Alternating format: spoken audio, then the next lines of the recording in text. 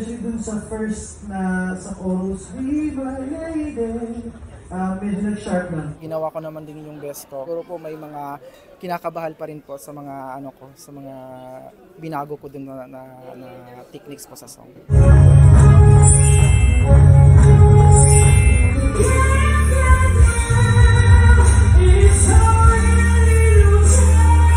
Sa sobrang control mo, lumalabas minsan na iba yung kanina. Kaya hindi siya ganun ka sa pulot, siya sharp siya.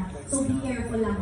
Feeling ko naman po nagawa ko yung hindi talaga ako sumablay kasi yun talaga yung pinagpe-pray ko eh. Makanta ko lang talaga ng maayos.